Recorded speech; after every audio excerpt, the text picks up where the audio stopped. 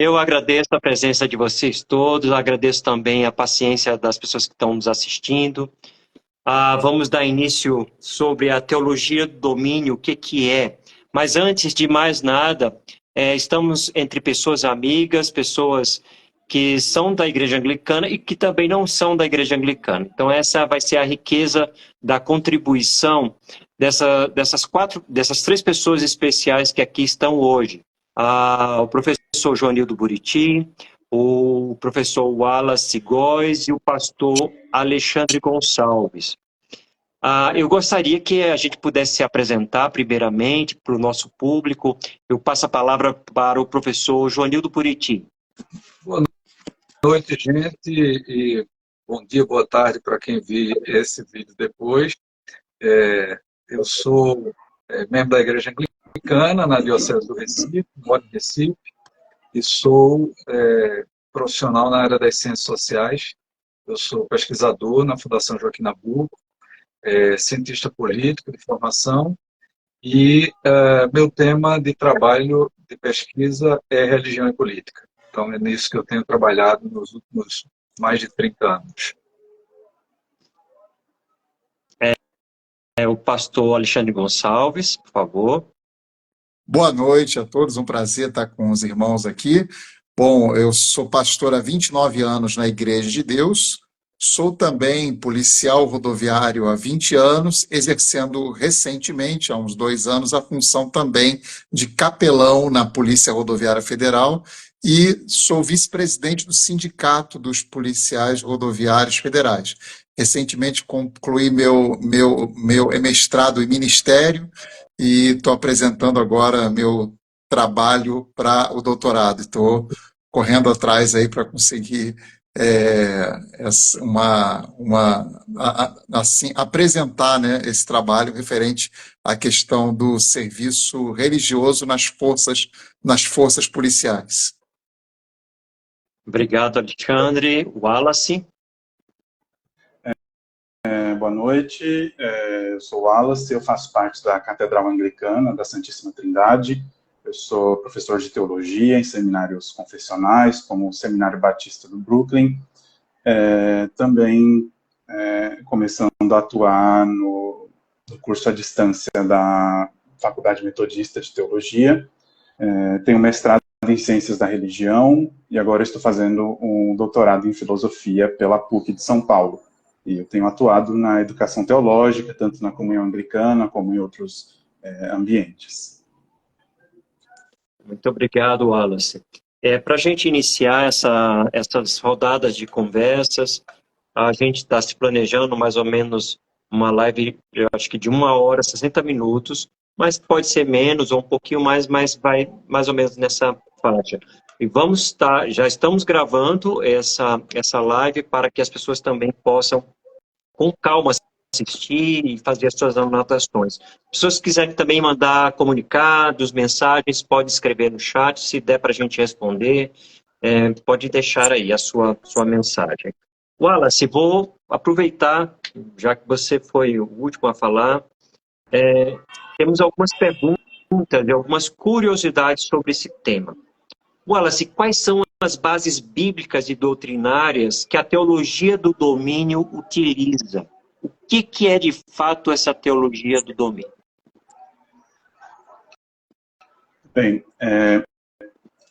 algumas passagens bíblicas são centrais, então, para a chamada teologia do domínio, né? Primeiro, você, obviamente, não encontra essa palavra na Escritura. Dificilmente quem está participando do movimento da teologia do domínio vai dizer: eu faço parte de uma teologia do domínio. Esse foi um nome cunhado pelos estudiosos, pelos teóricos, pelos teólogos, para identificar esse ponto de vista, esse ponto de partida que presume que aquela ordem dada por Deus no Gênesis, na narrativa da criação, de multiplicai-vos, crescei, enchei a terra e dominai sobre os seres viventes, seria uma ordem dada aos cristãos para que eles exerçam domínio sobre todas as áreas da sociedade. Então, crescendo numericamente, ocupando os diversos lugares da sociedade, todas as áreas da vida da sociedade, se tem a ideia de que Deus deu esse mandato para o cristão, porque o cristão, teoricamente, teria como se diz, essa possibilidade, porque segue a lei de Deus. Então, dominando, poderá aplicar a lei da Bíblia, seja do Antigo, seja do Novo Testamento, embora o que a gente veja no Brasil dessa perspectiva sendo aplicada, se faz muito recurso ao Antigo Testamento, por exemplo, ao rei Davi. O rei Davi, como a maioria das pessoas que podem estar nos vendo deve saber, é um rei muito importante para a tradição judaica. Ele é o rei preferido na história do judaísmo, porque tem toda uma história de que quando o povo hebreu quis ter um rei igual aos outros povos, escolheu-se primeiro Saul, mas Saul foi aquela aprovação mais ou menos, né? E quando vem Davi, Davi reúne características que realmente são carismáticas, ele tem um ímpeto de guerra, ele tem um ímpeto de dominação. O grande primeiro episódio da vida dele é derrubar um gigante, depois ele corta a cabeça desse gigante, mostra a cabeça dele como um troféu, simbolizando que o povo de Israel bíblico seria um povo pequeno que enfrentaria grandes inimigos e venceria essas batalhas. E aí Davi, apesar de todas as contradições que a própria Bíblia apresenta dele com relação aos mandamentos bíblicos, inclusive, né? Porque Davi é alguém que não necessariamente é fiel aos mandamentos bíblicos. Inclusive, um dos grandes defeitos assim que a Bíblia mostra de Davi é o momento em que ele deseja a esposa de um amigo dele, que é um general muito fiel. Ele manda buscar essa mulher, então é um estupro, podemos dizer assim. E dessa união nasce, a moça acaba ficando grávida, né? E aí ele fala pro marido dela, você vai ter um dia de folga, vai dormir com ela e vai descansar. Só que o general, o amigo dele, de tão fiel ao seu posto militar, não obedece à ordem do rei, vai para a guerra de qualquer forma, e aí fica explícito que o filho que a mulher estava esperando não era do marido, mas do rei Davi. Então aí tem essa história do adultério, dessa violência. Davi era um rei que matava muito nas guerras, mas ele era um exemplo desse rei messiânico, desse rei eleito, desse rei preferido. E aí, por exemplo, nós vimos num ato político que teve recentemente no Brasil, o uso muito constante da linguagem religiosa. Então, por exemplo, se compara um líder político com o líder Moisés da Bíblia, com Davi, com Josué, com Caleb, ou seja, fazendo referências bíblicas para legitimar uma determinada personalidade política e para dizer o seguinte: Deus o escolheu, então nós temos que fazê-lo ganhar através das urnas. E se ele não ganha pelas urnas, ele está... as urnas são falsas, as urnas estão sendo manipuladas, tem um plano, tem uma conspiração contra o nosso projeto, porque o nosso projeto não é um projeto de poder, é um projeto de libertação. Então se usa muito essas palavras religiosas, né? Começa a mesclar a ideia de um nacionalismo que é verde e amarelo por um lado, mas por outro começa a citar muitas referências do Antigo Testamento, de 5.000 anos atrás, para dizer que Deus tem um plano para o Brasil, e esse plano vai ser cumprido através de uma personalidade política específica. Se não por ele, ele terá abrido o caminho, ou terá aberto o caminho para os seus sucessores tomarem esse lugar. Então, tem também aí uma lógica, né, de usar uma espécie de guerra entre o bem e o mal. Quer dizer, quem está com esse projeto político é do bem, quem não está com ele é do mal. E nós não estamos, segundo eles, né, não estamos numa questão política, discutindo pautas de política pública, constitucional. Nós estamos aqui entre Deus e o diabo. E, obviamente, eu estou do lado de Deus e você do lado do diabo, pensando nessa lógica de que está certo aquele que está afirmando esse discurso. Então, você vai ver muitas dessas representações, né, justificadas biblicamente, às vezes com uma interpretação bastante não literal, que é um pouco estranho, porque a teologia do domínio começa a surgir entre cristãos fundamentalistas que fazem a leitura bíblica de forma bastante literal. Mas aí, como eu digo, às vezes, brincando com os meus alunos, quando convém a gente interpreta a Bíblia de forma literal, e quando não convém a gente interpreta de forma figurada, né? Então, quando é para dar vender tudo que tem e dar aos pobres, aí é espiritual, aí não é literal. Mas quando é a parte que me convém, aí é literal, né? Então, acho que a gente poderia listar esses pontos aí. Só mais um aqui que eu esqueci de mencionar, que eles resumem num mandato de 7 montes, né? E esses 7 montes representariam as 7 diferentes áreas da vida: família, religião, educação, mídia, entretenimento, negócios, governo. Esses 7 montes veem numa revelação para um líder religioso, e esse líder religioso passa para os seus seguidores, para os cristãos, uma espécie de mandato de tomar conta desses montes, e o número 7 na Bíblia tem a ver com essa totalidade, né? Então, 7 não é só 7, 7 é tudo. Tem que ter cuidado na hora de votar, né? Para escolher bem o número, né? E não errar. Mas você está dando uma deixa para o professor Joanildo, que está nessa área, pesquisa há muitos anos, conhece o Joanildo lá do Recife, do convívio na Diocese Anglicana do Recife, a gente conviveu, se conheceu, enfim. Joanildo, de que forma essa teologia que o Wallace apresentou, a gente não está fechando nada, é apenas um aperitivo do que vai ser essa noite, ele apresenta essa teologia, de que forma essa teologia ou essa ideologia está presente no cenário político brasileiro de hoje, ou de alguns tempos para cá? Bom, ela está presente de 2 maneiras. Ela está presente no que diz respeito à política institucional, né, através dessa presença que começou com uma presença parlamentar, mas ao longo das décadas depois das eleições para a Constituinte, em 1986, ela foi também adquirindo, conquistando outros espaços, né, e principalmente a partir de 2003, ironicamente, essa representação política dos evangélicos, ela começa a se espraiar pela grande política brasileira, também no nível do executivo. Um outro lugar onde essa teologia do domínio se materializa politicamente é na disputa sociocultural no Brasil, né?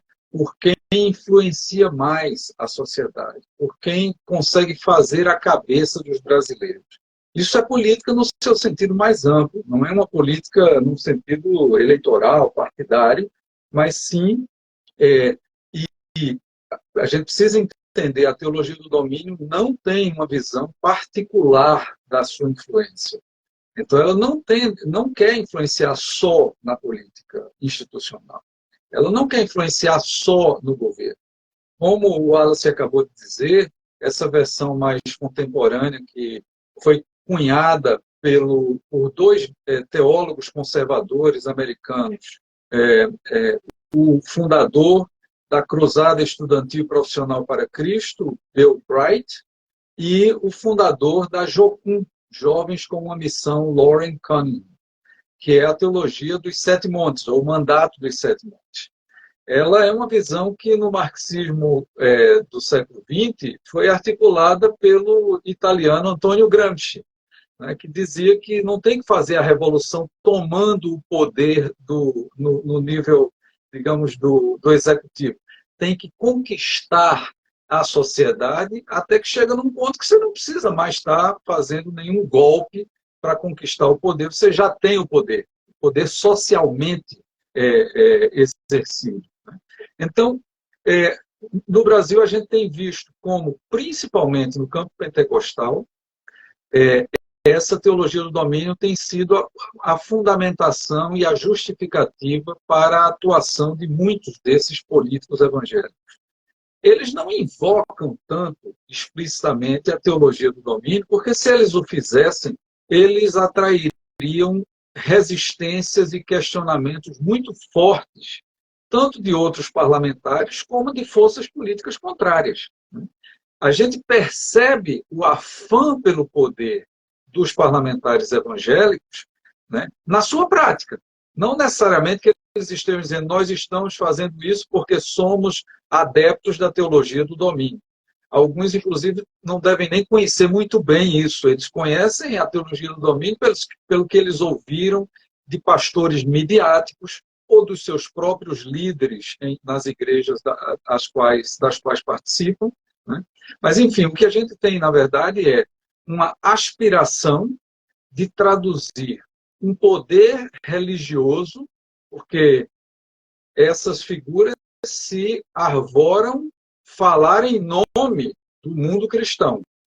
Elas se arvoram serem as lideranças reconhecidas do mundo evangélico, por exemplo, né? Então, elas pretendem traduzir, transferir a autoridade que elas já dizem ter no mundo religioso para o mundo público, né? Mas, além disso, elas estimulam também, e aí é o lado social dessa política, que os membros das suas igrejas procurem também galgar essas posições de liderança onde quer que estejam inseridos. Então, é domínio nesse sentido, quer dizer, de que você se sente autorizado, legitimado por alguma revelação divina ou por essa leitura canhestra, mal feita dos textos bíblicos, que é, sobretudo, uma leitura ahistórica, que faz uma espécie de alegoria do que encontra nos textos bíblicos do Antigo Testamento, ao invés de primeiro compreender o sentido histórico daqueles textos, e tenta, então, traduzir isso em termos de pretensões de liderança, pretensões de poder hoje, né? Muito associadas às pautas do que a gente tem visto nas últimas década e meia sendo trazidas à tona pela direita política. Raramente você vai encontrar um cristão que não seja de direita articulando esses valores, essas teses da teologia do domínio. Então é isso. No campo político brasileiro hoje, nós temos um tipo de intervenção que, na sua maioria, é influenciada pela teologia do domínio, é fundamentada pela teologia do domínio, por essa pretensão de mandar nos outros em nome de Deus. É basicamente isso. É o afã de mandar nos outros em nome de Deus. De invocar uma certa leitura da Bíblia que se traduziria em leis, em políticas públicas, em decisões judiciais, porque eles estão muito presentes no judiciário hoje também, né? E, por último, também eu acho que é muito importante ressaltar, não são só os pentecostais que têm uma teologia do domínio. Existe uma outra teologia contemporânea, muito presente também, inclusive no Brasil, que não é de origem pentecostal, e sim reformada, presbiteriana e batista, principalmente, que é a teologia reconstrucionista. Eu não tenho tempo de falar sobre ela aqui, mas ela é muito mais sofisticada teologicamente e filosoficamente do que a teologia do domínio, tá? Ela é articulada normalmente por pessoas do campo cristão que têm uma formação teológica bem mais sólida do que os que articulam a teologia do domínio, mas ela não é menos problemática por causa disso. Nós tivemos André Mendonça no ministério de Bolsonaro, tivemos Milton Ribeiro no ministério de Bolsonaro, que são pessoas que conhecem de perto a teologia reconstrucionista. E ela, em alguns sentidos, pode ser mais virulenta, vamos dizer assim, nos seus efeitos, do que a própria teologia do domínio. Porque a teologia do domínio pressupõe que há uma disputa em várias áreas da sociedade. A teologia reconstrucionista, ela quer moldar a sociedade de acordo com uma leitura que ela faz das leis bíblicas. Portanto, ela não vai dar muita tolerância para quem estiver fora da lei. Vamos dizer assim. Para por aí. Tolerância zero, né? Mas é uma provocação. É bom a gente guardar esse nome aí, Joanildo, para a gente conversar. Não sei se vai dar tempo nessa live ainda, mas passando a palavra para o pastor Alexandre, Alexandre, como a teologia do domínio tem sido recebida, entendida pelas pessoas de fé, pelas igrejas, pelo aquele membro que está lá na igreja no interior, sei lá, nas grandes cidades, mas que não está lá na sua igreja de boa. Como é que isso tem sido recebido nesses espaços? Bom, queria primeiro colocar, eu sou pastor de uma igreja pentecostal chamada de Primeira Onda, do século XIX. Então, foram os primeiros daquela primeira onda que veio Igreja de Deus, Assembleia de Deus, Igreja de Cristo e outras assim, né? Então, o que ocorre, e é importante para responder essa pergunta, dizer que há uma diferença entre a meta de um cristão pentecostal e de um cristão que foi formado em igrejas que a gente pode chamar de segunda ou terceira onda, que é o que a antropologia, a sociologia chama de neopentecostais. O que ocorre é que, para os cristãos pentecostais tradicionais, a recompensa de vida e os valores são espirituais. Então, quando se fala, por exemplo, colocando um contraste entre a teologia da prosperidade, por exemplo, e a teologia, no caso, pentecostal é tradicional. Para o cristão pentecostal, a recompensa sempre foi o céu, a salvação.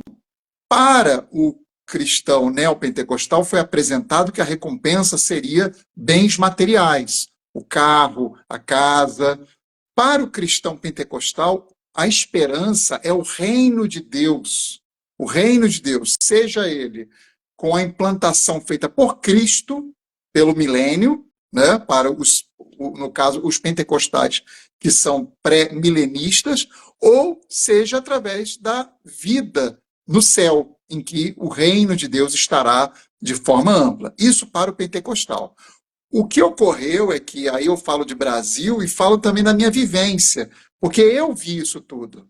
Eu vi, por exemplo, Bob Weiner chegando aqui ao Brasil e estabelecendo a Maranatha Campus Ministry, em que ele ia para as universidades, ia na USP, lá no Rio de Janeiro, na UERJ, nas universidades lá da Zona Sul, e ele tinha um lema chamado Take Dominion, que é tomar o domínio. Então, por que o trabalho dele era nas universidades? Porque ele dizia que ele ali iria formar os novos líderes que iriam, então, dominar a sociedade. Eu fui também missionário da Jocum, que foi citado aqui no caso Loren Cunningham, que foi o fundador da Jocum, e justamente ele também tinha essa ideia de criar áreas de influência, né, e fazer com que os valores cristãos pudessem ser impregnados através de lideranças nessas áreas de influência, na educação, nas artes, em tudo. Então, para o cristão, vamos dizer assim, o cristão pentecostal, até ali meados dos anos 2000, início dos anos 2000, isso não o atingia. Isso não o atingia. A gente tinha uma diferença muito grande porque, por exemplo, eu vi a Igreja de Nova Vida, que foi, vamos dizer assim, o berço do neopentecostalismo do Brasil, ser formado, quando o missionário Macalister chegou, e ele tinha ali entre seus membros dois notáveis, né? Bispo Macedo e R.R. Soares, que formaram as duas maiores igrejas neopentecostais do Brasil, quiçá do mundo, né? Falando da Igreja Universal. Então, a gente sempre tinha uma diferença. Eu me recordo que nos congressos que nós tínhamos pentecostais, nós fazíamos a distinção. Nós somos pentecostais. Eles lá não sei o que é. Às vezes a gente ia chamar até de seita, porque era diferente, não era a mesma coisa. Só que, como disse o professor, as coisas foram vamos dizer assim, a influência da teologia do domínio, sem ter esse nome, usando a ideia de que o homem entregou o domínio da terra para Satanás. Agora é a hora da igreja tomar esse domínio de Satanás através da sua militância. O que ocorre é que algo que era um alvo espiritual, que os pentecostais sempre tinham, que era o reino de Deus, se tornou um alvo materialista, não no sentido da concretude física, mas no sentido de ser oposto a algo imaterial. Ou seja, não, agora a gente tem que dominar a cidade para o Senhor Jesus, é domínio de território. O Rio de Janeiro será do Senhor Jesus, Santa Catarina será do Senhor Jesus. E isso, para nós, eu fui ouvindo isso, e cada vez eu e aqueles que conviviam comigo naquela época, foi começando a achar estranho isso. Não pode ser, o Rio de Janeiro não vai ser do Senhor Jesus, porque a Bíblia diz que o caminho é estreito, a Bíblia diz que são poucos que seguem, então como é que vai ser o Rio de Janeiro do Senhor Jesus? E aí a gente foi compreendendo o trabalho de imposição da fé, e não o trabalho que o Senhor Jesus nos mandou, um trabalho evangelístico, um trabalho baseado no poder do Espírito Santo, que sempre foi o que regeu as missões pentecostais. O trabalho baseado em crer que é o Espírito Santo é que vai convencer e não a nossa força política. E aí eu digo que para os irmãos, hoje, a influência da teologia do domínio e, como também foi dito aqui, da cosmovisão cristã calvinista, que deseja imprimir ao mundo a sua visão particular, ele tomou todas as igrejas, pentecostais, reformadas, todas estão agora sob a influência dessa teologia. Se não, nos seus escritos de fé, na nossa igreja não há nenhuma recepção a essa teologia, mas os nossos membros recepcionam isso. Por exemplo, nas igrejas mais periféricas, o povo acredita que, olha, a nossa comunidade vai ser toda do Senhor Jesus. Se tiver um baile funk, nós temos que fazer de tudo para acabar com esse baile funk. Porque isso não pode, porque isso aqui é do Senhor Jesus. Não podemos deixar. Então, isso é a influência muito forte, e talvez essa seja a doutrina mais influente, e aí, desculpe meu tom talvez um pouco agressivo, é a que a gente tem que combater veementemente, porque disso vai depender a nossa vida. Tem gente que vai perder a vida por causa de uma teologia. A gente sabe que toda ação ela é precedida por uma filosofia, por um pensamento. O pensamento vem antes. Até no direito penal, uma das minhas formações, eu sou formado em direito. Você, antes da execução do crime, você tem a fase em que você está ali pensando no crime, que não é condenável. E aí você tem os atos preparatórios, alguns também não são condenáveis, até a execução. Então, eu creio que nós estamos na fase dos atos preparatórios. E eu temo muito a execução desse projeto. Então, respondendo a pergunta, sim, há uma recepção, não com esse nome, como já foi dito aqui, mas como um estilo de vida mesmo, de querer impor às pessoas o evangelho, seja evangelho, né? Vamos chamar de evangelho, mas não é evangelho, né? É qualquer coisa menos evangelho, mas realmente impor às pessoas um padrão, um modelo de vida. E ninguém escapa disso. Então, assim, estão junto nessa, tá todo mundo misturado nessa aí. É reformado, principalmente da linha calvinista, é pentecostal, é neopentecostal, tá todo mundo nessa linha, infelizmente, né? Obrigado, Alexandre. Eu tenho notado também esse tipo de influência. Quanto tempo um membro de nossas igrejas estão ali no templo durante, sei lá, no domingo, numa noite, durante a semana, e quanto tempo ela recebe informação através das mídias, através dos TikToks, sei lá, da vida, justamente contendo esses lances, né, da teologia do domínio. Então, chega a ser uma covardia, né, a exposição que essas pessoas estão passando. Né? Eu fiquei pensando também se a Igreja Católica também, isso é uma pergunta, talvez alguém possa responder, se também já recebe esse tipo também de influência. Né? Porque aqui e ali a gente vê também pessoas dentro do catolicismo tomando algumas atitudes bastante estranhas, né, pela tradição, enfim. Mas passando aqui palavra agora para o professor Joanildo. Joanildo, geralmente jogamos na conta justamente do neopentecostalismo, ou neopentecostalismos, tudo que as igrejas históricas, né, como se não tivesse outras igrejas, né, existiam as históricas e pentecostais mais moderadas, acham reprovável. Mas essa classificação neopentecostal não parece muito genérica e não dá mais conta desse fenômeno.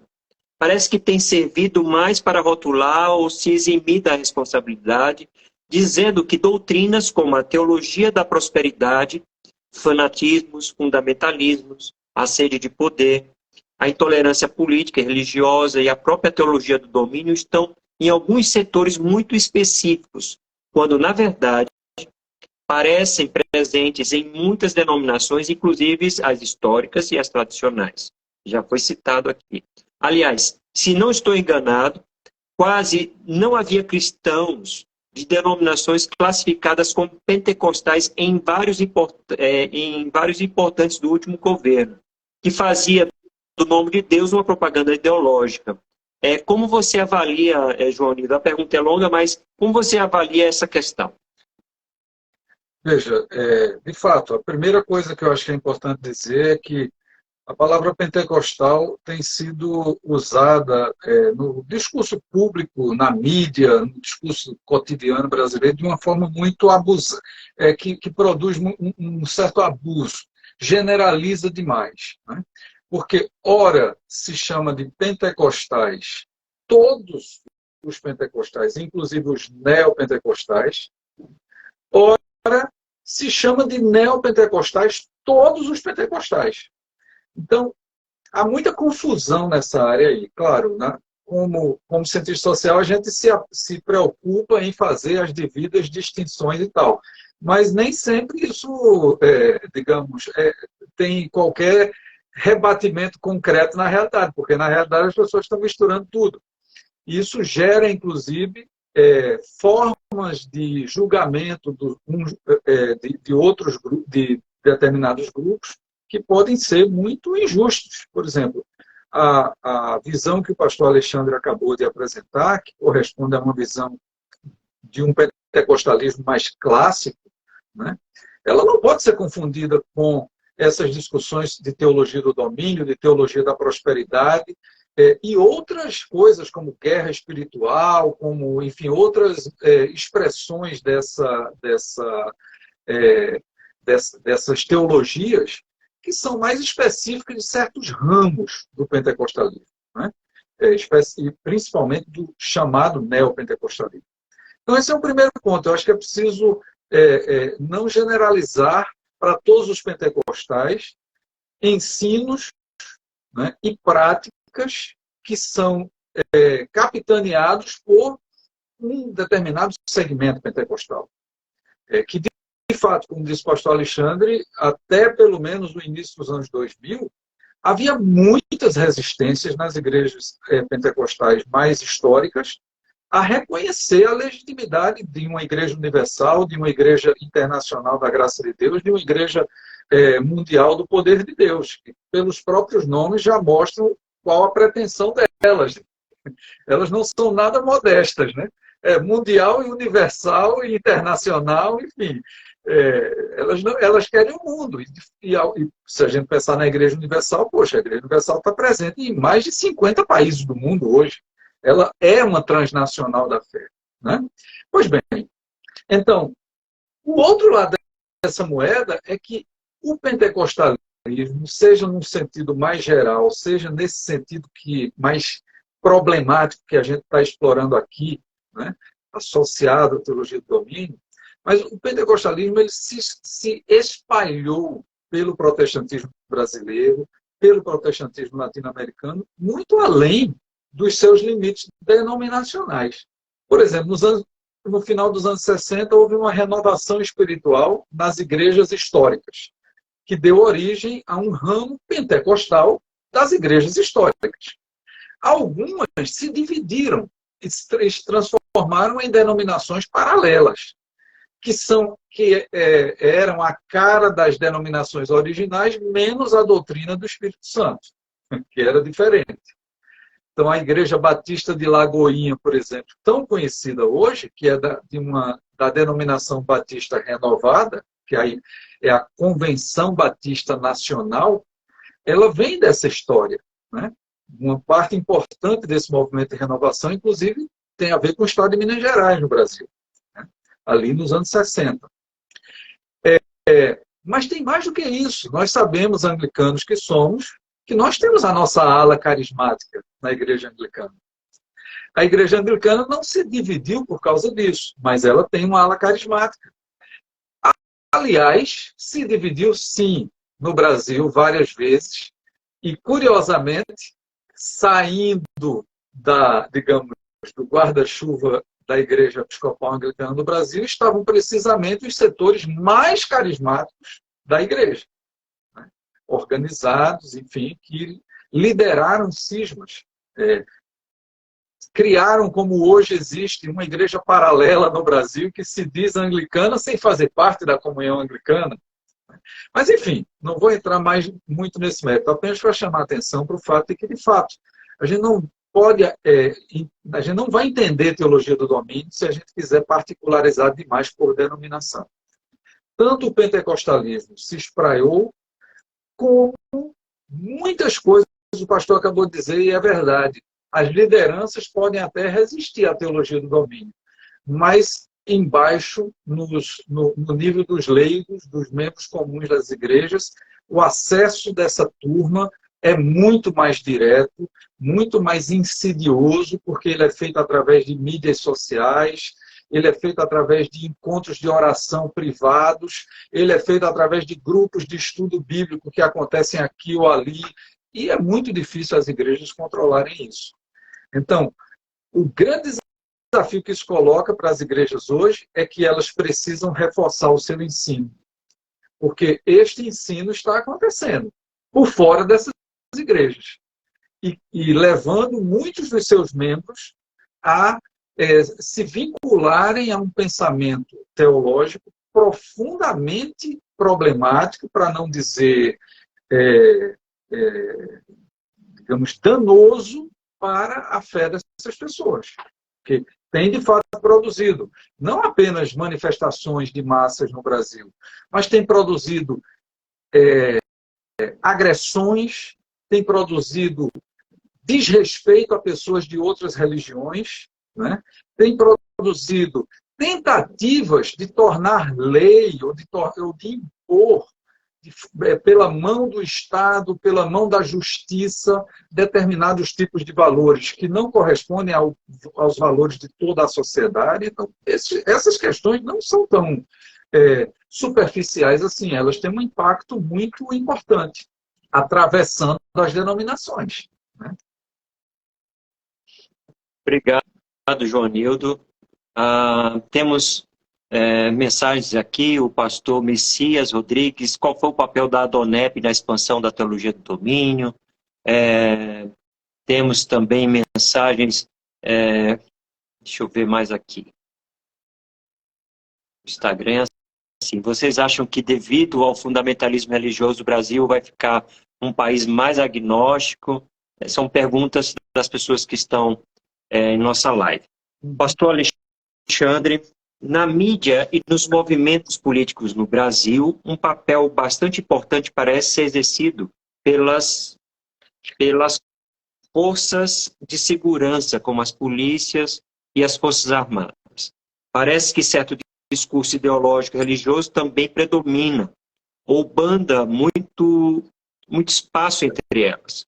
Você concorda com isso? Como você tem visto esse aspecto? E qual a importância do militarismo das polícias, inclusive da federal, que você acompanha mais de perto, e das agendas de segurança, por exemplo, na vida política, social e religiosa no Brasil? Estava me lembrando, Alexandre, que a gente foi colega de colégio militar, que entre a boca miúda, a gente foi interno no Colégio Militar do Rio de Janeiro.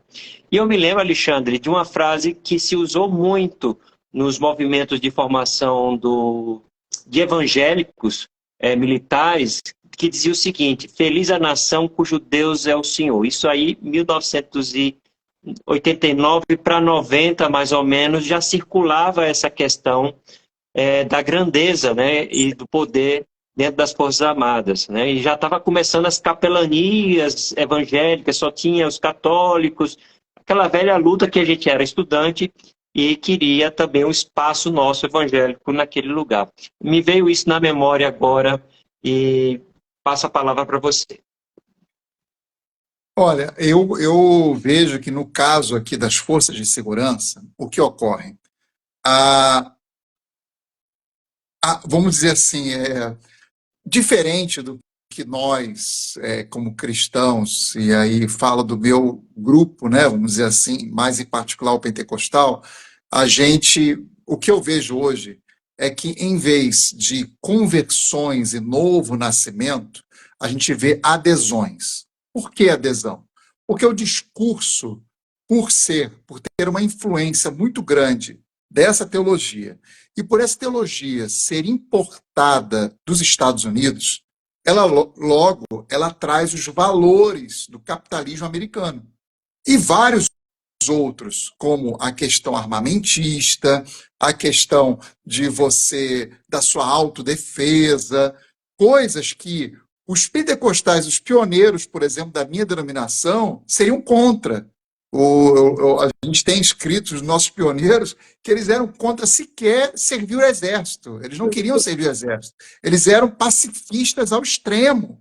E aí hoje eu vejo irmãos, até do meu grupo religioso, dizendo que não, eu quero ter uma arma, eu tenho que me defender. Então esse discurso atrai as forças policiais, porque aí ele se sente validado.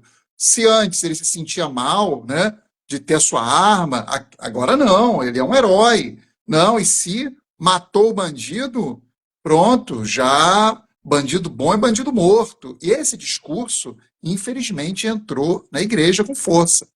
E o que eu encontrei, por exemplo, quando começamos o projeto de capelania na PRF, né, para entender, havia um risco da PRF fazer um convênio com a Igreja Universal. Eles têm um trabalho assim. Quando eu vi aquilo, eu me assustei profundamente. Eu falei, não, quem vai tocar esse negócio aqui sou eu. Não, eu já sou veterano aqui, eu vou tocar esse negócio. Eu peguei, fiz um projeto, foi uma luta, um parto, mais assim, usando um termo mais simples, né? Dei um pé na bunda nessa turma que estava querendo vir assumir o trabalho. Falei, não, quem vai assumir aqui é a gente. Escolhemos gente, fizemos um trabalho ecumênico, não fizemos por separação, colocamos todos das liturgias cristãs, uma capelania só, e vamos trabalhar assim. E isso, de fato, como você colocou, influencia as forças de segurança, sim, porque elas se sentem validadas por aquilo que já foi falado aqui, do Davi guerreiro, né? O Senhor é que adestra as minhas mãos para a batalha. Então, legitima o excesso da força, legitima. E a própria... aí eu me desculpo, mas é crítica para todo lado, né? O teonomismo calvinista tem influência sobre isso também, porque a gente tem aí influenciadores, pastores com grande influência, que são teonomistas, que acreditam, inclusive, que as leis lá do Velho Testamento, as leis civis do Velho Testamento, devem ser apropriadas pelo Estado. Pena de morte. Eu não ouvia falar de pena de morte no meu meio pentecostal. Hoje eu vejo amigos meus defendendo pena de morte. Aí eu pergunto por quê? Não, porque lá no Antigo Testamento tinha. Isso é teonomismo puro. Isso não veio dos pentecostais, não. Isso veio dos reformados, lá de Calvino, lá atrás. Né? Para tirar um pouquinho a nossa culpa, isso não veio de nós, não. Isso veio lá de trás. Então, realmente, as forças de segurança tiveram. O militarismo, no nosso caso, nós não somos militares, né? Somos civis, mas há uma influência de militarismo. Por quê? Qual era a canção que a gente ouvia? Né? O nosso general é Cristo. Vamos marchar. Não é isso? É sempre a ideia, somos soldados de Cristo. Isso. Não era isso? Isso é a total influência de uma guerra. né? Antes a guerra, a gente poderia dizer, era uma guerra espiritual, no sentido de você ir e ganhar as almas para Cristo. Agora não, a guerra é contra um negócio chamado marxismo cultural. Então a gente tem que entrar em guerra contra esse marxismo cultural, vai saber que diabo é isso, e que você tem que enfrentar ele com outros valores, né? Outros valores. Foi citado aqui Gramsci, é exatamente isso, né? Vamos enfrentar essa guerra cultural, esse marxismo cultural, com a nossa cosmovisão cristã.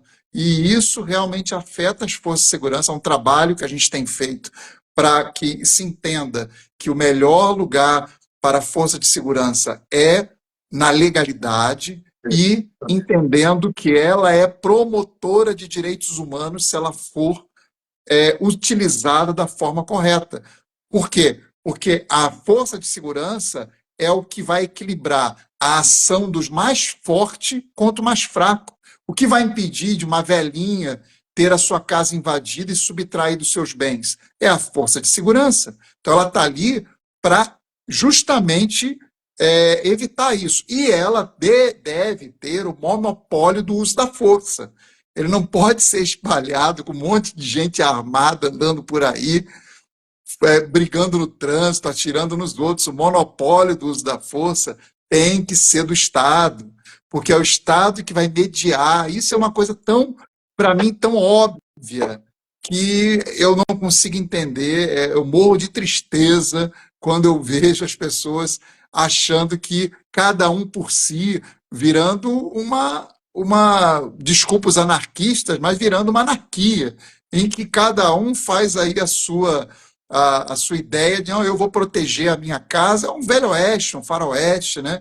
Que alguns adeptos da força de segurança, de uma maneira louca, aceitam isso, sendo que isso vai depor contra ele, porque, por exemplo, quando a gente aborda um veículo e faz algo que de repente a pessoa não gosta, e eu viro as costas, a pessoa pode atirar em mim.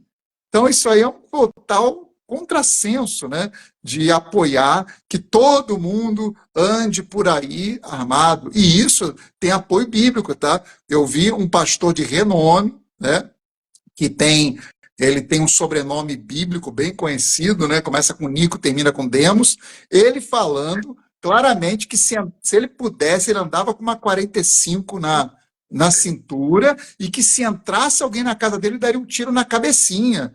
Gente, esse é o tipo de pessoa que o pessoal está ouvindo? Não é possível, gente. Isso não é possível, né? Então, isso foge do cristianismo que Jesus pregou claramente, Mateus 4, 5, 6, 7, claramente, e foge do consenso de civilização, em que a gente não pode entregar o monopólio do uso da força para todo mundo, como se virasse, então, uma... E aí é o velho oeste americano, né? Aí lembra, a gente não tinha casos de gente entrando em escola e atirando nas crianças. E hoje, o que está acontecendo? Vou dizer, tudo que a gente via nos Estados Unidos, se isso não se frear, nós vamos ver aqui. Tudo. Aquela mentalidade doentia, e que o povo americano é vítima de um sistema doentio que os mata o seu corpo, mata a sua mente, mata seu espírito, está sendo importado para cá. É só a gente olhar para eles e ver, ó, o nosso futuro vai ser isso aqui. E que tristeza é esse futuro. E é um futuro evangélico. Isso que é o triste. É um futuro evangélico. Ó, Capitólio invadido lá, Congresso invadido aqui. É tudo espelho. Tudo que está acontecendo lá acontece aqui. É uma tristeza, né? E eu acredito que realmente as forças de segurança, a gente precisa, né, mudar essa mentalidade dentro das forças de segurança, porque realmente existe uma grande massa que adere a esse tipo de ideia. Muito obrigado, Alexandre. Wallace, é comum vermos em manifestações políticas e mesmo em tempos religiosos elementos que fazem referência a Israel. A bandeira, símbolos sagrados, vestimentas. Até tinha a questão da estrela de Davi, mas era um pentagrama, né? Já estavam aí mudando a estrela de Israel para um pentagrama. Isso a gente viu, foi até motivo de piada, né? Uhum. E mesmo nos Estados Unidos, ainda que esses grupos se digam promover uma pátria verde e amarela, Diante dos conflitos internacionais, fica a impressão que há um alinhamento direto de uma grande parcela dos cristãos na defesa, muitas vezes acrítica e fanática, do Israel moderno, e uma confusão entre o Estado sionista atual e o Estado bíblico, o Estado de Israel bíblico, né? O atual e o Israel bíblico, como povo de Deus na história e no mesmo dos antigos hebreus, como se fosse uma coisa só, inseparável e totalmente dependentes. Você concorda com esse tipo de leitura? O que, na sua opinião, está no centro desse fenômeno? E, por fim, que relação o sionismo cristão, por exemplo, tem com a teologia do domínio? Muito bem. Quando eu vejo essa pergunta, eu lembro de cara de uma frase que foi dita numa entrevista, uma senhora, aparentemente de classe média, média alta, que tinha uma bandeira de Israel. Alguém pergunta para ela, por que você tem essa bandeira de Israel? E ela responde assim, porque nós somos cristãos assim como Israel. E aí a gente para pensar, né? Isso virou piada também, né? E seria cômico se não fosse trágico, né? Porque a gente está falando aí também da elite brasileira que, enfim, né?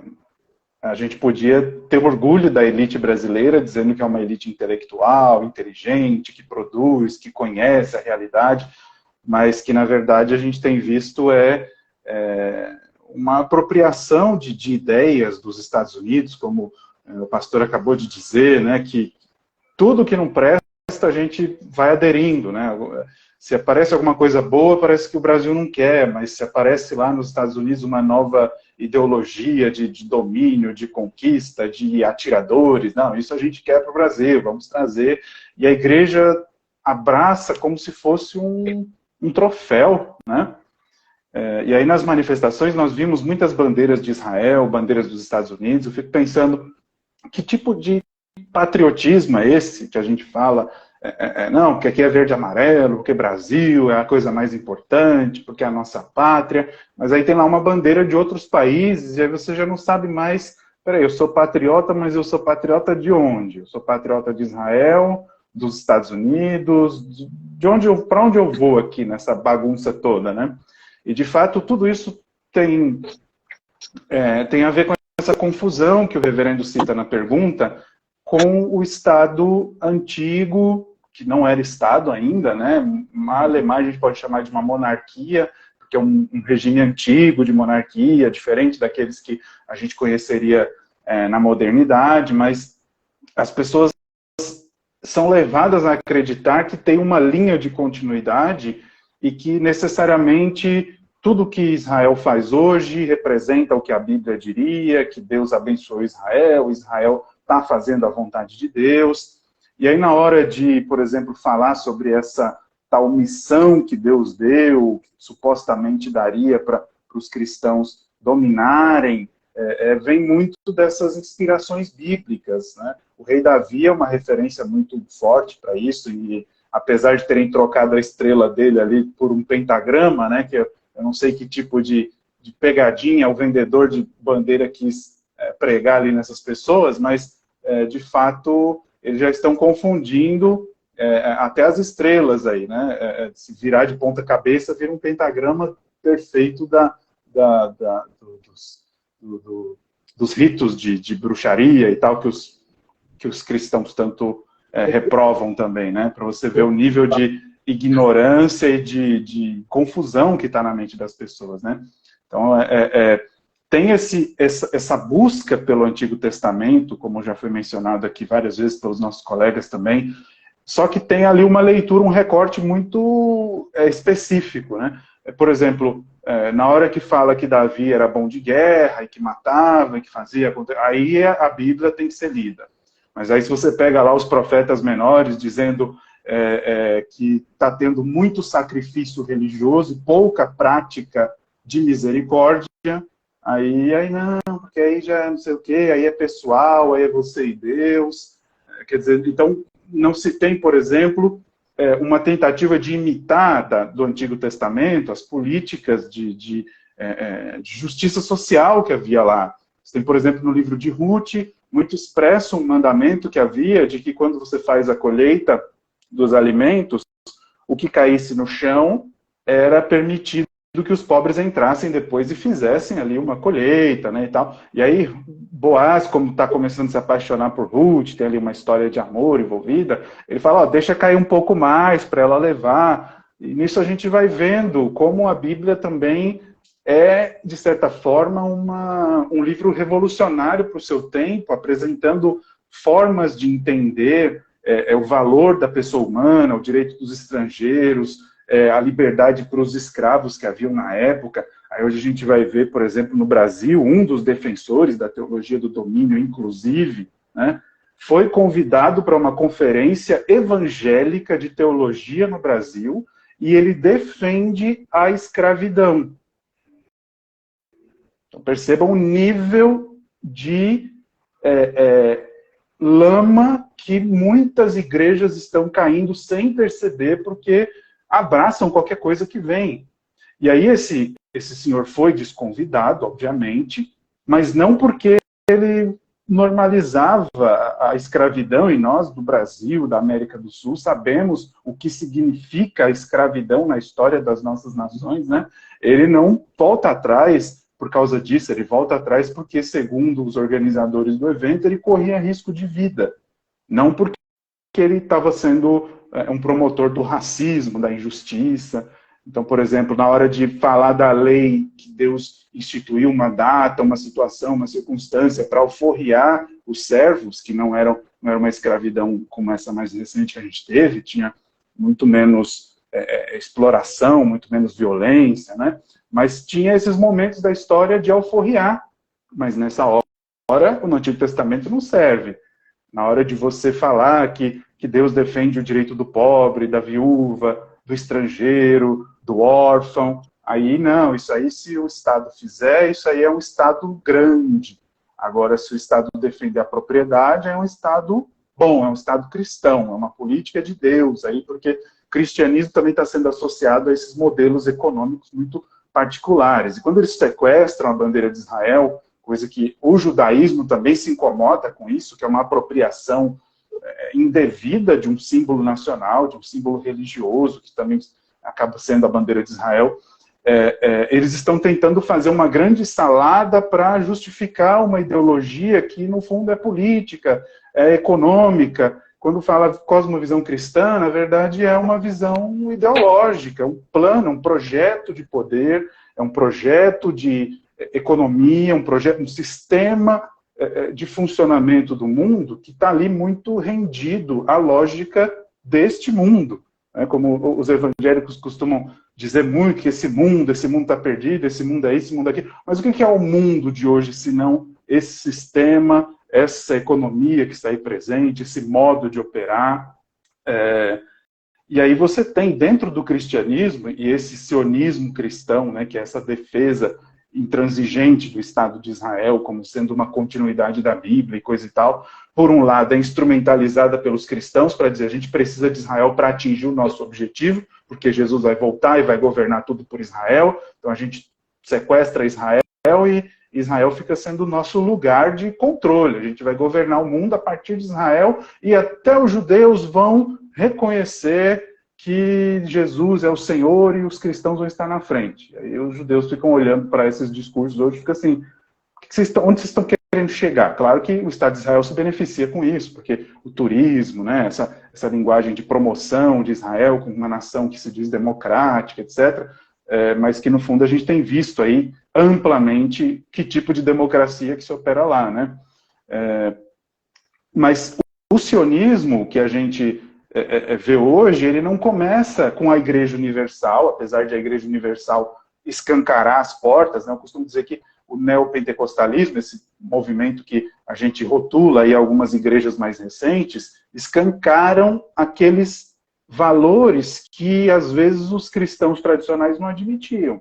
Quando a Igreja Universal diz lá, ó, Deus escolheu você para prosperar. O que é isso, senão o espírito do capitalismo que Weber já falava, que o protestantismo traz, né, como valores?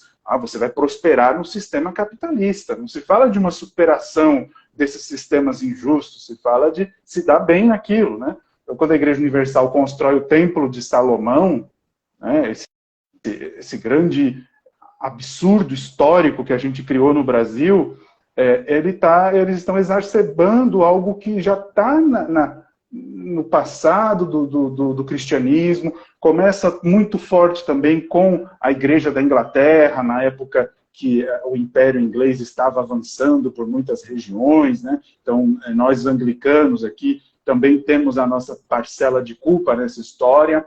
Claro que hoje a gente tenta se redimir de muitas formas, mas nós tivemos uma participação aí nessa inauguração dessa visão idealizada, romantizada de Israel, e que a gente está vendo hoje aí sendo colocada como mais um desses símbolos para ajudar nessa ideologia do domínio. Então, eles pegam a bandeira de Israel e falam, assim como Israel é uma nação eleita tal por Deus, o Brasil também vai ser do Senhor. O Brasil é de Deus, o Brasil... Mas de qual Senhor? De qual Deus? O Deus específico dessa denominação evangélica.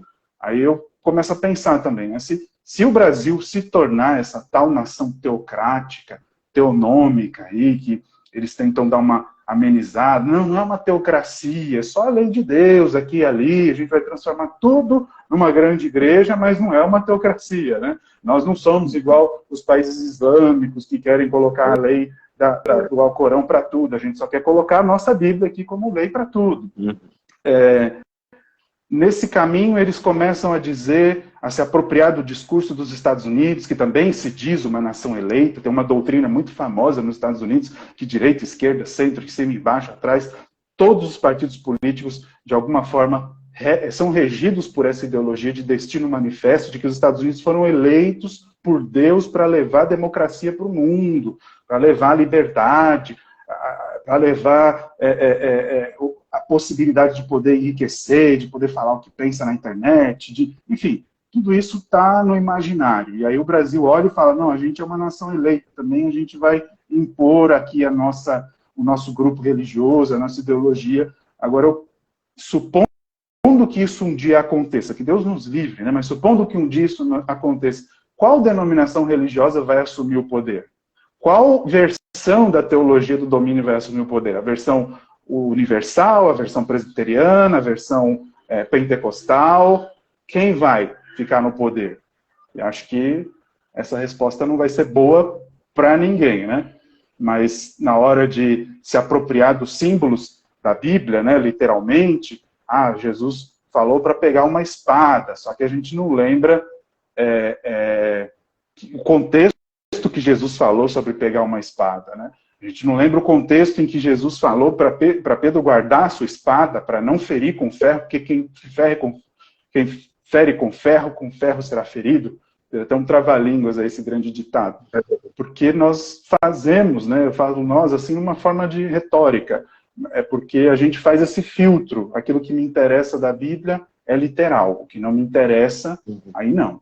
Então, Israel é colocado ali como um fetiche, como um símbolo que dá segurança para a fé cristã. A gente precisa de Israel vivo, um Israel consolidado, porque Jesus vai voltar e vai pisar em Israel, e aí a gente tem que tirar o templo muçulmano que tem lá no Monte Santo para fazer um terceiro templo de Israel, porque o Messias vai chegando e vai pisar lá.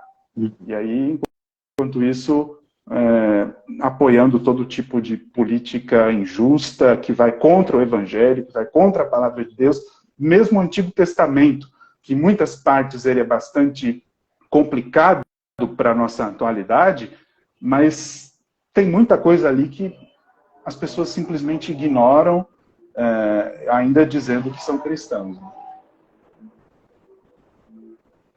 Recebemos aqui também se essa live vai ser gravada. Sim, vamos cuidar disso para que possa ser divulgada. Há perguntas aqui que levantaram, tem aquela da Adonep, né, que se alguém se... Eu me lembrei de Adonep, mas faz tantos anos que eu não ouvi esse nome, apareceu. Mas tem perguntas aqui, por exemplo, sobre a questão...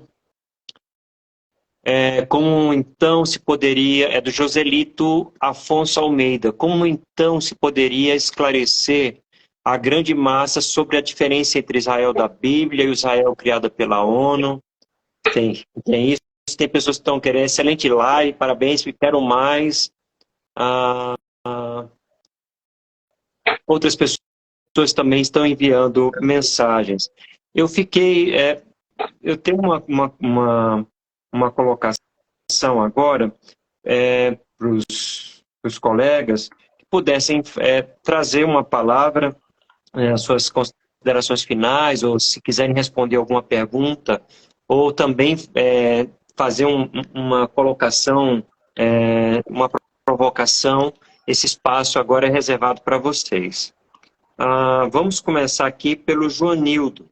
É possível salvar o Brasil desse projeto, né? De que maneira defender a laicidade do Estado pode nos ajudar? O que você diria, Joanildo?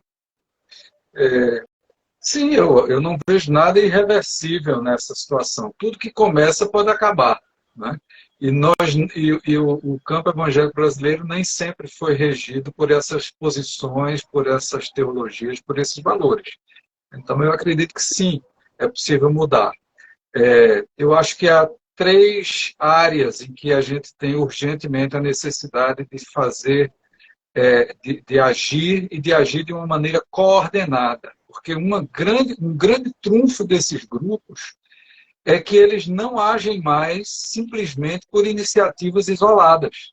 Há muitos anos que eles vêm construindo redes, construindo laços transnacionais, criando uma série de eventos, de formações, estilos de culto, estilos de encontros para difundir essas posições. E usando esses espaços conquistados no poder, né, seja pela via representativa, seja como ocupantes de cargos executivos, seja mais recentemente como ocupantes de posições dentro do judiciário, para promover essas posições.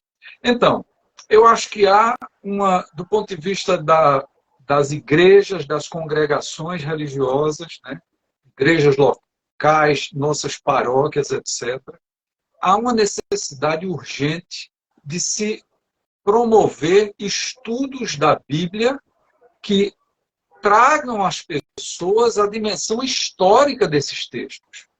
Antes de você ficar espiritualizando, fazendo analogias, aplicações individuais puramente tiradas da sua cabeça, você precisa entender que aquelas pessoas que estão aparecendo na Bíblia, elas viveram num tempo determinado, onde certas práticas, valores, instituições existiam que não existem mais. E você não pode fingir ou fazer de conta que você lê um texto do Antigo Testamento, por exemplo, e você traz aquilo diretamente para o século XXI. Poxa, gente, tem 5.000 anos, 4.000 anos, 3.000 anos de história no meio disso, né? Então, as igrejas precisam estimular nos seus membros um ensino mais saudável da Bíblia. Um ensino da Bíblia que, de fato, leve as pessoas a não abandonarem, não descrerem, não é nada disso que está sendo sugerido, é que elas entendam a história que está por trás de cada página da Bíblia. E que, a partir disso, elas reflitam sobre como é possível você, digamos, tirar lições das leituras dessas passagens para entender a nossa prática, a nossa atuação no mundo contemporâneo, onde a gente se encontra. Segundo ponto, as igrejas que querem ainda exercer algum tipo de liderança sobre os seus membros precisam se preocupar com a formação dos seus pastores.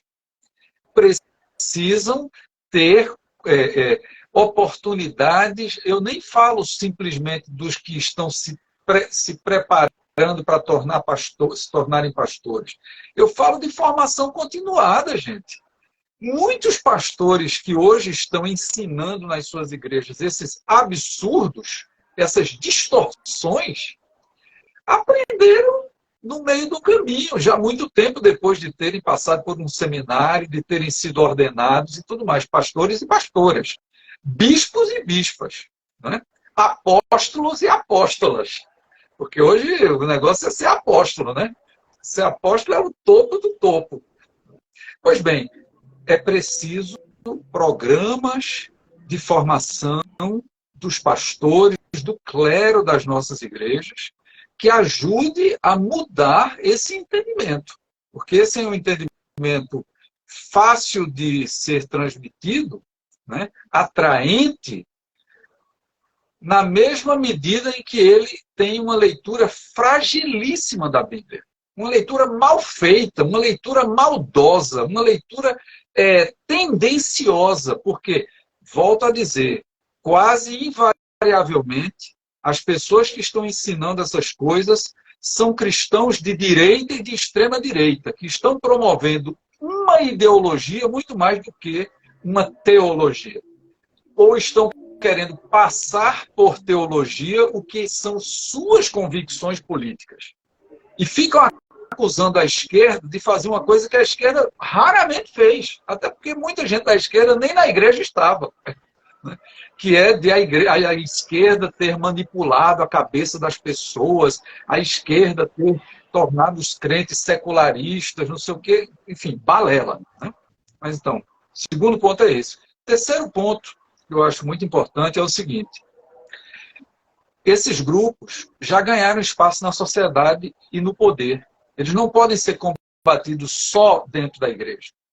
Nós precisamos, nós que somos cristãos e que temos uma visão diferente, seja por tradição, seja por nossa compreensão contemporânea, precisamos juntar as mãos com aquelas pessoas que nem cristãs são, ou que não fazem muito caso de estar dentro da igreja, ou fazer parte desta ou daquela religião, mas estão preocupadas em resistir à disseminação dessas posições teológico-políticas que hoje atendem pelo nome de teologia do domínio, reconstrucionismo, sionismo cristão, guerra ou batalha espiritual e outras coisas mais.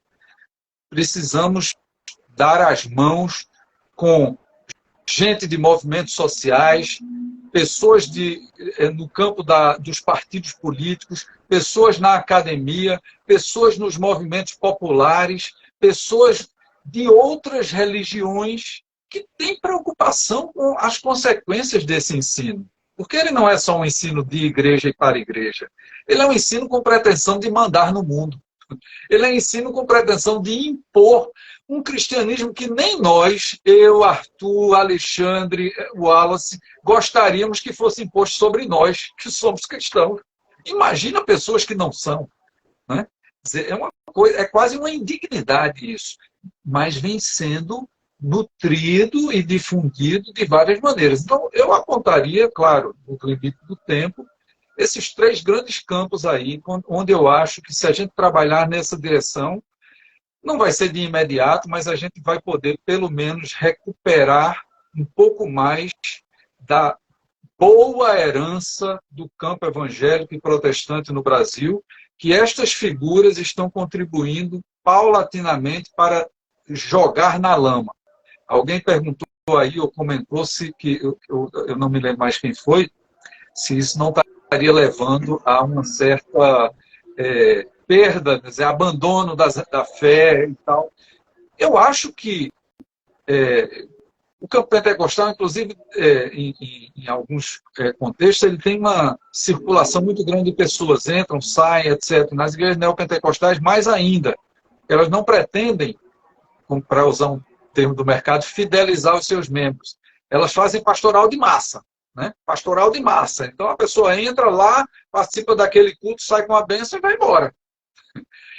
Bom, mas enfim, o que eu quero chamar a atenção com isso é possível sim que o impacto negativo deste movimento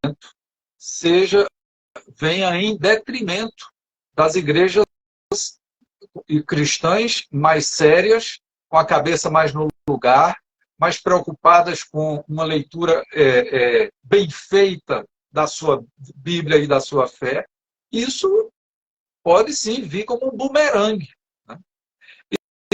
Você perguntou sobre a questão da laicidade do Estado. Eu acho que a ideia de um Estado laico contemporâneo é fundamental para enfrentar esse tipo de doutrina, esse tipo de prática política e religiosa.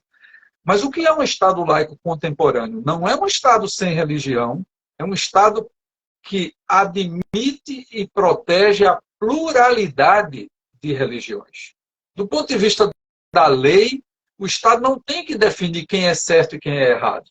Do ponto de vista da lei, a liberdade religiosa tem que ser garantida para todas as pessoas, inclusive a liberdade de não ter religião nenhuma. E se nós formos botar isso historicamente em perspectiva, nem no Antigo Testamento, nem no tempo da igreja de cristandade, nenhuma sociedade onde essas práticas aconteciam foi inteiramente religiosa. Era inteiramente homogênea do ponto de vista teológico. A Bíblia tem várias teologias. Israel tinha várias posições teológicas. No tempo de Jesus, a gente está escrito lá nos evangelhos. Fariseus, saduceus, né? Os essênios, que não estão escritos nos evangelhos, mas a gente sabe que era um movimento religioso presente naquele momento. O próprio movimento de Jesus. Né? Enfim, nunca houve uniformidade, nunca houve homogeneidade nesse sentido. Então, a gente precisa insistir nisso. Do ponto de vista jurídico e institucional, me parece que a única forma de Estado que pode nos ajudar a garantir a pluralidade e a liberdade é um Estado laico, nesse entendimento.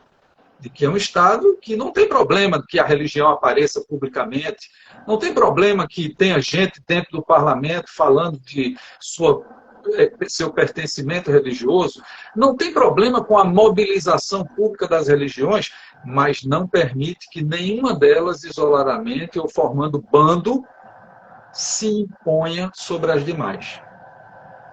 Eu acho que é isso aí. Joselito, depois eu respondo ele sobre o coisa de Israel, porque eu sei quem é. Depois eu falo com ele. Aí é um privilégio, né? Responder pessoalmente aí a uma pergunta. A reverenda Carmetel, que é a presidente da Câmara de Clérigos e Leigos, diz assim: concordo plenamente com você, Joanildo, temos que despertar esse estudo profético da Bíblia. Um comentário que ela fez aqui. O Pinheiro, Virgínia, não sinto nenhuma vontade de voltar a frequentar a igreja. Aí alguém comentou sobre os desigrejados, né, de hoje. Enfim, seria muito bom se judeus e muçulmanos se comportassem e se respeitassem como os bons cristãos. Foi um comentário de Elizabeth Arjones. Passa a palavra agora ao Alexandre. Alexandre, direcionamentos pastorais e práticos para a vida da igreja, da comunidade cristã no Brasil e princípios gerais da participação religiosa na política e dos órgãos de Estado. O que você tem a dizer sobre isso? Olha, acredito que a gente precisa, não é nem necessário que as igrejas, mesmo as que têm uma leitura mais fundamentalista, vamos dizer assim, ou literal da Bíblia, elas façam alguma adaptação. Por quê? Basta elas entenderem, ou cada um de nós entender, que a fé ela não pode ser imposta. Esse é o principal ponto. Eu vou dar um exemplo simples. A gente nem pode considerar, do ponto de vista, vamos dizer assim, do credo e teológico, os testemunhos de Jeová como cristãos, mas eu vou usar eles como exemplo. Imagina que o Testemunho de Jeová é uma denominação cristã. Eles têm doutrinas e ensinos heterodoxos demais, né? Vários deles. Mas eu nunca vi esse pessoal querer impor isso a um país, até porque eles são contra até se envolver com política. Então, esse é o ponto. Esse é o ponto. Não há problema se tem lá uma religião que tem suas doutrinas mais exóticas. Isso não é problema. Isso faz parte da liberdade de culto, da liberdade de fé. Não há problema nenhum. O problema é quando você quer pegar aquela fé e você quer impor para o conjunto da sociedade. Exato. Aí é que entra o que a gente tem que fazer, porque dentro da igreja a gente tem um limite, né? Eu costumo dizer, a gente fala de justiça social. Na igreja a gente pode fazer alguma coisa? Pode distribuir alimentos, pode até fazer alguns hospitais, pode fazer escolas, mas a igreja não pode, por exemplo, instalar saneamento básico numa comunidade. Igreja nenhuma vai fazer isso aí. Isso é necessário política pública. Então é importante que a igreja se envolva nesse sentido para barrar essas tentativas de querer, de alguma forma, que grupos religiosos, e no caso agora é o grupo da vez, é o nosso grupo evangélico, né, que eles imponham. Há pouco tempo atrás, no sentido histórico, nós tínhamos uma imposição em que era vedado ao brasileiro se divorciar. O brasileiro não podia se divorciar, ele tinha que se separar judicialmente e ele não podia contrair um novo casamento. Isso era uma imposição religiosa de um grupo cristão católico, que impunha a sua visão de fé para o conjunto da população. Foi uma briga, tudo, né? Até que o senador Nelson Carneiro foi lá, fez o projeto de lei e foi aprovada a lei do divórcio, né? Um monte de gente, eu me lembro, muita gente que a gente vê, né, fala, mas então agora vai todo mundo divorciar. Não, a gente já tinha na nossa igreja, por exemplo, chamados amaziados, que a pessoa já tinha separado, mas não podia casar de novo, ia para a igreja como amaziado. A gente tinha até lá no nosso livro de doutrina que o amaziado não podia ter cargo na igreja, mas aí podia cear, era uma bagunça, a gente não sabia o que fazer com o tal do amaziado, né? Porque ele só não casava porque não podia, era proibido ele casar no civil, não tinha essa...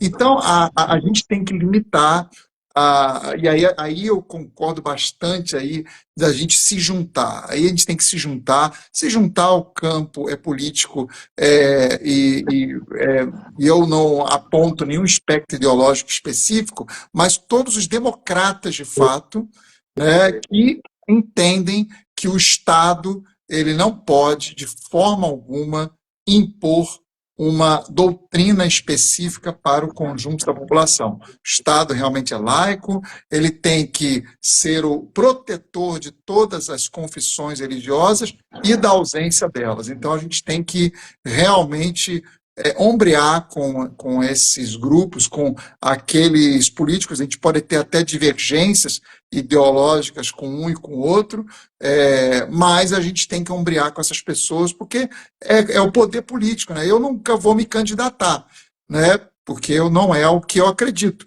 mas eu vou apoiar quem eu vejo que vai ajudar a barrar esse tipo de ideia e a promover justamente um Estado generoso, pacífico, que abrace a todos, não rejeite ninguém, não coloque ninguém de fora, que possa recepcionar. Eu, na minha igreja em particular, eu vou seguir as regras doutrinárias da minha igreja. E quem quiser, por adesão voluntária, seguir, venha. Agora, eu não posso querer que a ideia que eu tenho como teológica seja expandida para o Brasil, para a minha cidade. Isso aí é um absurdo do absurdo. Jesus nunca quis derrubar o imperador romano, gente. Jesus não queria isso. Jesus estava querendo promover o reino de Deus. Tá? Ele veio e perguntava, cadê o reino? Está no meio de vós, está dentro de vós. Tudo na visão de Jesus era místico, nesse sentido da palavra, né? De que você dá valor ao imaterial, né? E é isso que a gente tem que fazer como igreja, né? Realmente ter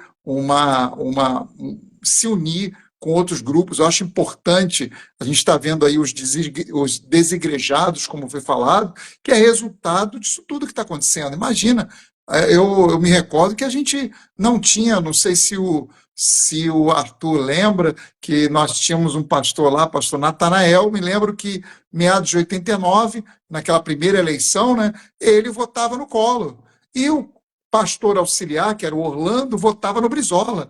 E não havia briga nenhuma entre um e outro, era tranquilo, cada um tinha sua preferência, não ficava lá no púlpito dizendo, pessoal, vota no Collor. Não tinha nada disso, né? Então a gente voltar àquela normalidade de ficar em paz, de receber aquele irmão que tem uma tendência ideológica à esquerda, aquele irmão que tem uma tendência ideológica à direita, desde que, é claro, sem os extremos radicalismos que não combinam com o cristianismo, né? O cristianismo não combina com radicalismos de querer, no caso, se apoiar em armas para fazer algum tipo de sublevação a um governo. Isso não está dentro de nós, acho que o cristianismo é pacífico, então a gente usa vamos chamar assim, o reformismo democrático para tentar mudar as instituições, através de eleições, através, né, de um pacto democrático entre todos, né? Então a gente tem que rechaçar essas tentativas golpistas que se instalaram e que estão na igreja, para vergonha nossa. Grande parte dos que foram presos no dia 8 de janeiro se identificavam como evangélicos, como cristãos, uma tristeza muito grande. E aí, para terminar, desculpa me alongar, a gente tem que lembrar que um dos personagens mais fortes disso, talvez a gente possa falar isso em um outro momento tão bom como a gente está tendo aqui, em outros momentos, o Olavo de Carvalho, uma grande influência dentro da igreja, uma coisa absurda. Quando eu fui notar isso aí, foi em 2001, 2002, que eu percebi a influência dessa pessoa entre irmãos da minha igreja, que estavam ali, pessoal fazendo o tal do curso de filosofia, e aí isso explodiu para o que aconteceu aqui, né? Que a influência veio disso, dessa linguagem de guerra, né, que se instalou no nosso meio. Então, acho que a gente tem que realmente congregar, estar junto, lutar junto, porque a gente não tem os recursos financeiros lá dos Estados Unidos, né? De onde vem essa teologia, né? A boa teologia, ela é destilada na Alemanha, envelhecida na Inglaterra e apodrecida nos Estados Unidos e consumida no Brasil como vinagre. Essa é a verdade aí, fazendo uma analogia com o vinho, né?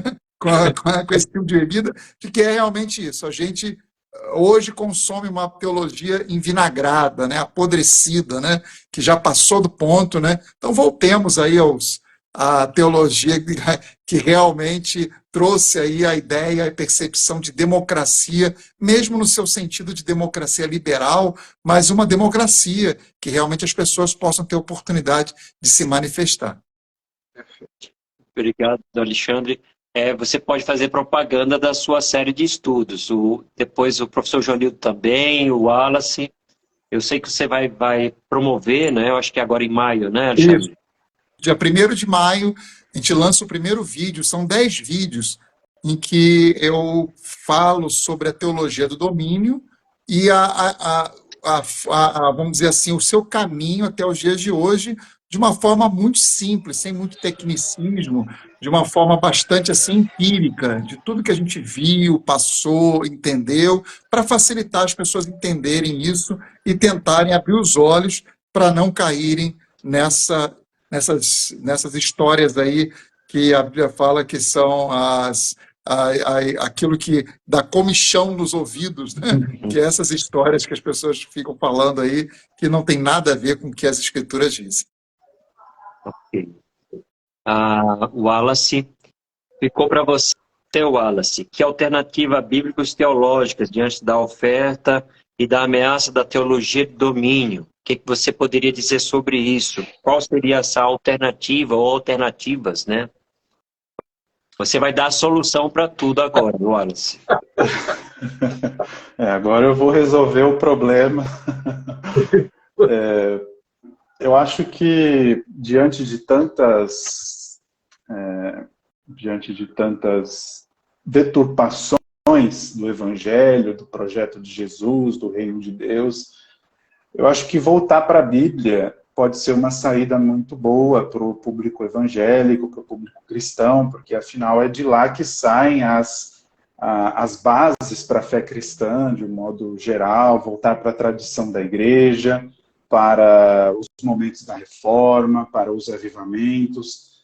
Porque sempre nos começos a gente vê ali o projeto, a parte mais bonita do projeto, né? Por exemplo, o pentecostalismo, que é o principal movimento cristão no Brasil hoje, depois da Igreja Católica, começa numa grande revolução no sentido cultural, religioso, de inclusão. Você tem ali grandes reuniões interraciais num contexto de um país, Estados Unidos, que está bastante segregado. Então, você tem pessoas negras, brancas, crianças, mulheres, hispânicos, gente do mundo inteiro, comunicando entre si, trocando informações, falando em línguas, né, de todo jeito que você imaginar, e a partir dali provocando revoluções na história da igreja, né.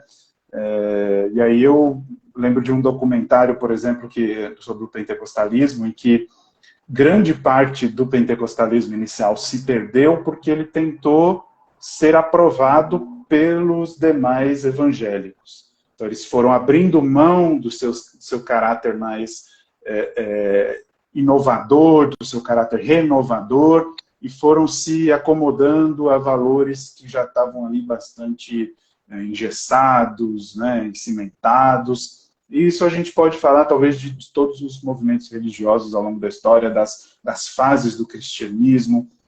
Não que esses momentos sejam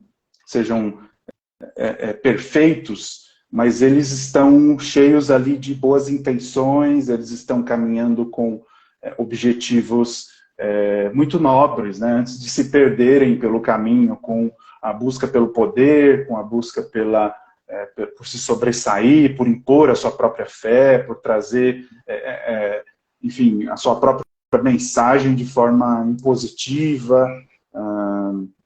A gente lembrou aqui bastante sobre Israel, né? E uma coisa que é importante a gente ler na Bíblia sobre Israel é justamente a gente entender que a Israel de 5.000 anos atrás não é a mesma de hoje. O cristianismo de 2.000 anos atrás não é o mesmo de hoje. O Egito da Bíblia não é o mesmo de hoje. Ou seja, há aí um abismo enorme histórico, há uma distância. Muita coisa mudou, se transformou. A própria fé cristã foi se transformando ao longo da história para se ver, para manter a sua relevância diante dos desafios que foi enfrentando ali nas fases do seu crescimento, nas fases da sua expansão. E a partir disso nós podemos, quem sabe, redescobrir, já que queremos tanto falar de Israel, Israel, Israel, vamos ver o que Deus diz para Israel nas Escrituras.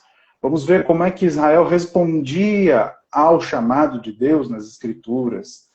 O que Deus exigia do seu povo. Porque a gente vê aquela parte idealizada, que diz, não, o povo de Deus é o povo de Deus. O cristão gosta de falar, não, eu sou o povo de Deus. Tá, mas ser povo de Deus implica em quê? Né? A gente gosta da parte do privilégio, que a gente ama a Deus e Deus gosta da gente.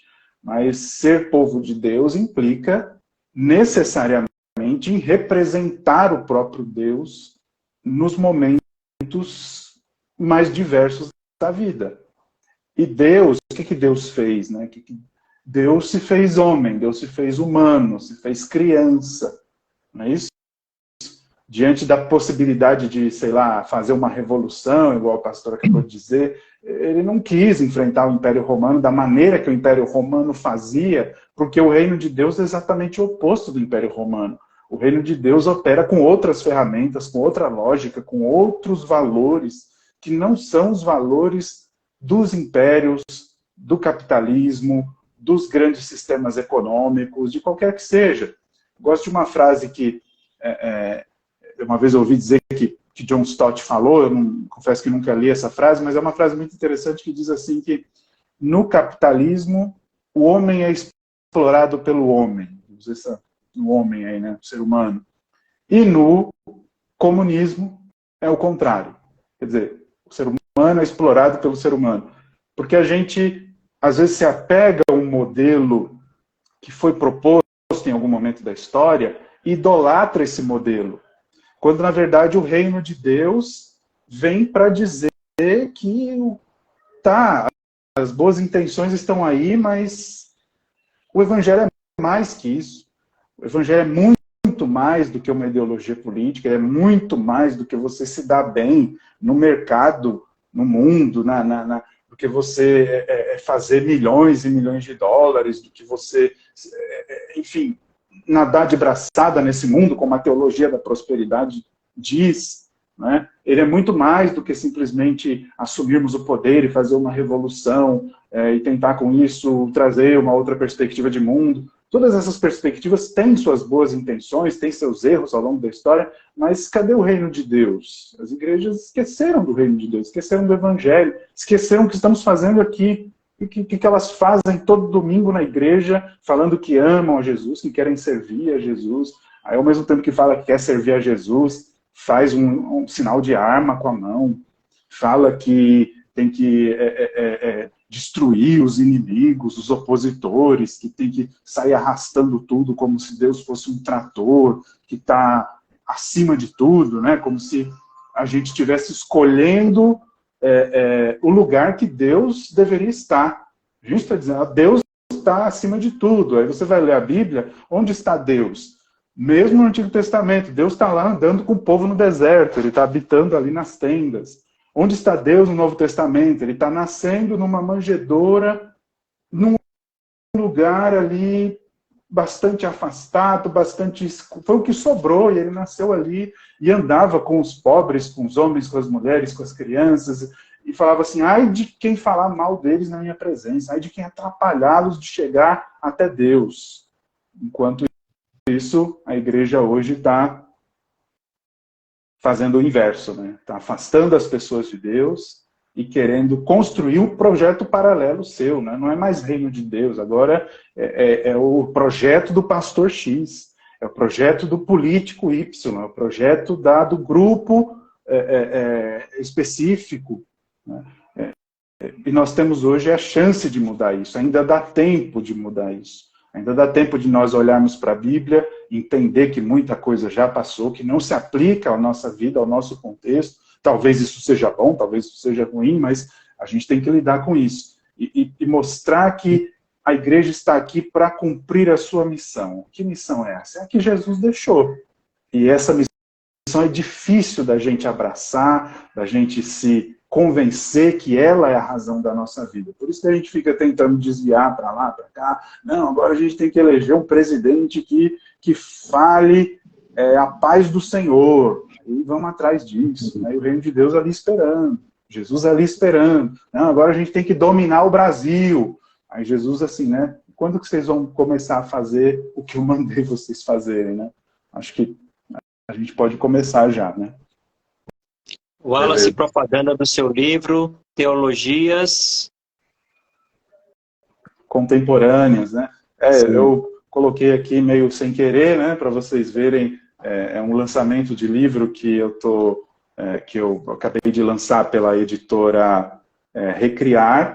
Ele fala sobre os movimentos do último século até hoje que buscam ler as Escrituras de forma relevante para os nossos dias, para a nossa sociedade. Tem um capítulo, por exemplo, sobre teologia palestina, alguém fez perguntas sobre Israel e tal.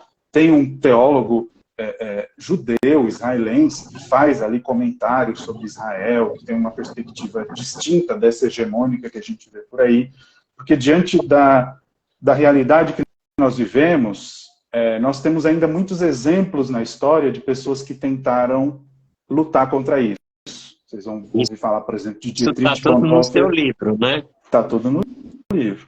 Vocês vão ver, por exemplo, de Dietrich Bonhoeffer, que resistiu ao nazismo, salvou judeus e foi condenado à morte por isso.